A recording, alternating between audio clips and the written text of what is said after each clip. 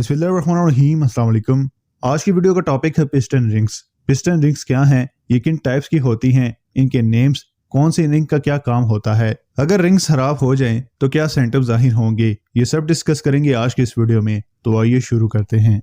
4 stroke engine के piston के साथ आपको 3 रिंग्स देखने को मिलेंगी जिन्हें पिस्टन रिंग्स कहा जाता है। इनमें सबसे ऊपर वाली रिंग का नाम कंप्रेशन रिंग है, इससे नीचे वाली का नाम इंटरमीडिएट रिंग है और सबसे नीचे वाली रिंग का नाम ऑयल रिंग है।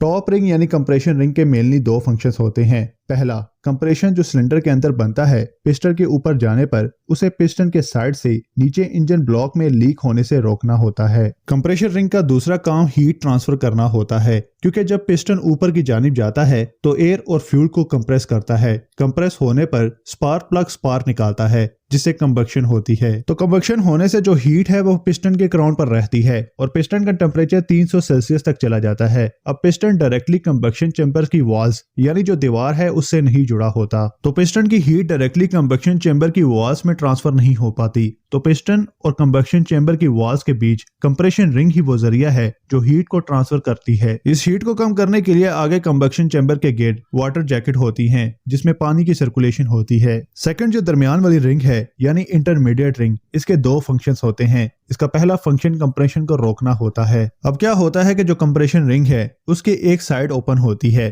तो कुछ कंप्रेशन उस साइड से लीक होकर नीचे की जानिब जाता है, तो इस लीक हुए कंप्रेशन को इंटरमीडिएट रिंग रोक कर रखती है। इसका दूसरा फंक्शन इंजन ऑयल को जो सिलेंडर वॉल्स पर जो थोड़ा बहुत रह जाता है उसे स्क्रैप करना होता है, यानी दरमियान वाली जो रिंग है वो ऊपर और नीचे वाली दोनों रिंग्स का काम करती है। तीसरी जो रिंग है उसका नाम है ऑयल स्क्रैपर रिंग, यानी इसके नाम से ही पता चल रहा है कि ऑयल हटाने वाली रिंग। इसकी बनावट ऊपर वाली दोनों रिंग से अलग होती है। इसकी बनावट की एक खास वजह होती है और वो है जो इंजन ऑयल जो नीचे इंजन चैम्बर से कंबक्शन चैम्बर की तरफ आता है उसे हटाना होता है। लेकिन ये ऑयल वापस डायरेक्टली नीचे की जानिब नहीं जाता, क्योंकि जो पिस्टन और इसके साथ जुड़े कनेक्टिंग रॉड है ये दोनों कंटिन्यूसली हाई स्पीड से मूवमेंट कर रहे होते हैं। तो जो चीज हाई स्पीड से मूव हो रही है उसे उतनी ही ज्यादा मिकदार में लुब्रिकेशन की भी जरूरत होती है। तो पिस्टन के अंदर होल्स दिए जाते हैं। ऑयल स्क्रैपर रिंग ऑयल को स्क्रैप करके इन होल्स की तरफ ट्रांसफर करती है जिससे पिस्टन और कनेक्टिंग रॉड को लुब्रिकेशन होती रहती है। नेक्स्ट बात करते हैं कि इन रिंग्स की कंस्ट्रक्शन कैसी होती है, उनके घिस जाने पर क्या क्या सिम्टम्स जाहिर होते हैं। इन तीनों रिंग्स के बीच एक गैप दिया जाता है।